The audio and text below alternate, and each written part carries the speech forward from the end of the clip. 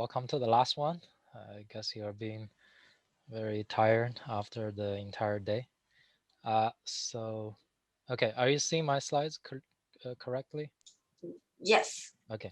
My name is Wang Chen. I work in the area of so-called nanophotonics. So in my title, you can see there are two keywords, nano and light. Basically, we work with light at nanoscale. So I'll spend the next 15 minutes briefly tell you what we do.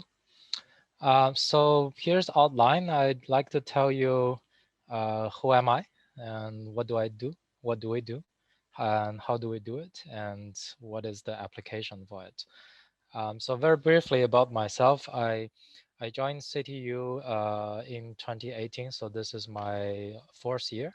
And then before that, I got my PhD at Harvard and a bachelor from Tsinghua. And currently, I'm supervising 7 PhD students. One of them was awarded the HKPFS. That was 2 years ago, I think. And then there's one more to join. And so what do we do? So as I mentioned, we work with light at nanoscale, right? So just to remind you what nano means, nano is 10 to the minus 9, right? So this is uh, 10 to the minus 9. And what we mean by nanophotonics is that we usually work between 1 nanometer and 1 micrometer. And if you know the wavelengths, sorry, 1 micrometer is here. If you know the wavelengths of light is usually around here, a few hundred nanometers. So we really, by working in this area, right, we create structures that has size in this area that is very close to the wavelengths of light. And in that range, actually, light would behave very differently from what we usually see in daily life. We will see light going like this, right, in rays. But at nanoscale, actually, they work very differently. For example, you can create some structures which we call photonic crystals, and these by creating these structures, actually, the light can bend or do other things as you want, and so they work very differently as in normal life. And here's are some examples that what we do. For example, this is so-called whispering gallery mode resonator. Basically, it's a micro ring, and the idea is that you let light travel inside this ring, and if you make it correctly, it can go around for many times. And this word, whispering gallery mode, comes from actually the ancient architects, right? If you know that there are some ancient buildings, right, like this one in Beijing, and you know that if you whisper, like talk very in a very low volume here, and your friend here can actually hear you. And the reason is that the sound wave, right, the sound wave, acoustic wave, can travel around this circle. And if you meet the resonance condition, then you can do it. It can go around for many trips. And here we're doing very similar things, but in the for light, not for sound, right? So, and the wavelength of light is about 5 orders of magnitude smaller, so that your device also need to be about 5 orders of magnitude smaller. So this is what we call micro ring resonator, and you let light go around, and these devices can do a lot of things for us. And and the next question I would like to tell you is, how do we do it? Right. So we actually make use of the microchip fabrication technology, and this was mostly developed for microelectronics, right? And Moore's law, under Moore's law's dictatorship, the size of transistors goes down almost exponentially. And what's behind this, right, is all these fabrication facility that were able to create these like nanometer scale devices. And we actually make use of these uh, this almost same facility, but to make devices for light, not for electronics.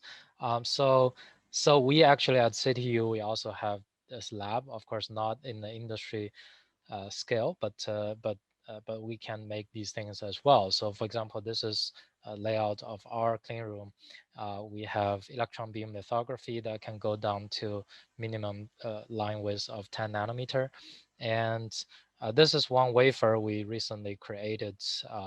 And this is 4-inch wafer, about 10 centimeter uh, 10 centimeter by 10 centimeter, and you can create lots of devices on top of that. But these are not electronics, but optoelectronics devices. And on top of that, for example, this is one device we made.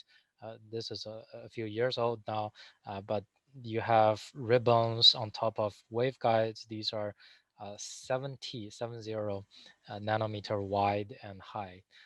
So really high precision manufacture let us do a lot of things that were not possible before. And here are some example applications. For example, you can do, this is the same kind of resonator, and this is because the light goes around so many times, you can use it for to sense a lot of things. For example, even if a single molecule uh, drops on top of it, you can this device can help you sense it. This is also you can use it for quantum optics, where you would use light to interact with a single atom. And then there are lidar. These are for automated cars. You can use these solid state photonic chips to steer the beam and sense the environment. um, the rest of my time, I'll specifically talk about one application we are very interested in. This is optical fiber communications. So you know that as we talk, right, that we have a lot of data going through, right? Actually, none of the data goes through satellite. They all go through the under ocean marine cables, and these are all optical fibers.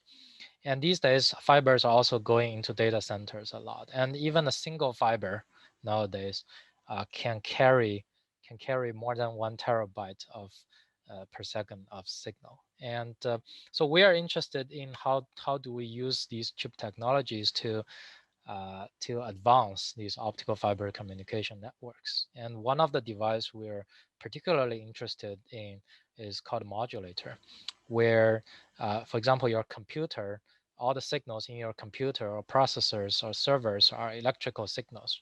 But in the end, you want it to be converted to optical signal so that you can go through optical network.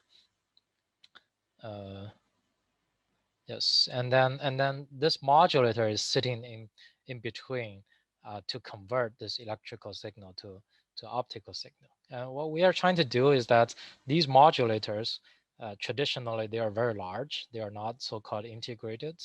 And what we want to do is that we want to use our chip technology to make this into a photonic chip, and so that this is much smaller than the traditional one. And at the same time, you can actually make it better. You make it better. And one significant better thing is the drive voltage after you make it onto a chip. These drive voltage can be much smaller. The traditional ones, these large ones, they would need 3 to 5 volt, and now with our technology you only need 1 volt, and this is significant because this is the voltage that your CMOS silicon electronics can provide directly. But traditionally you need 3 to 5 volts, so you need an additional electrical amplifier.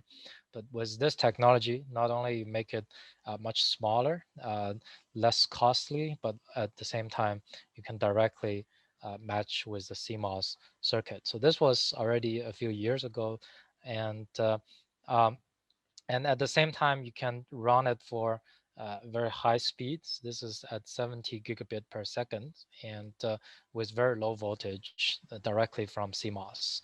And you can run it at even higher speed. This was 210 gigabit per second, and again, this was a few years ago. And now, with this technology, it's has been people have been using this technology to push a single fiber, single wavelength transmission over 1 terabit per second.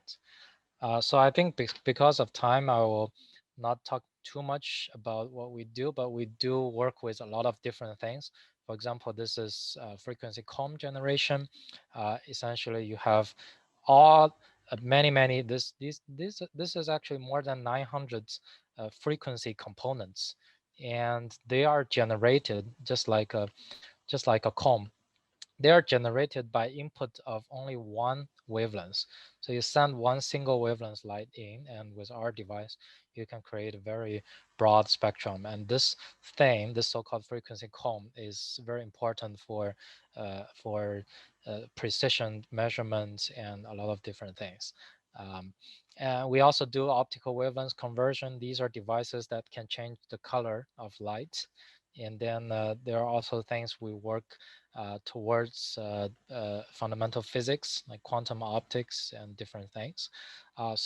Because of time, I think I'll stop here. And if you're interested, you could check out my website and contact me if you have any questions.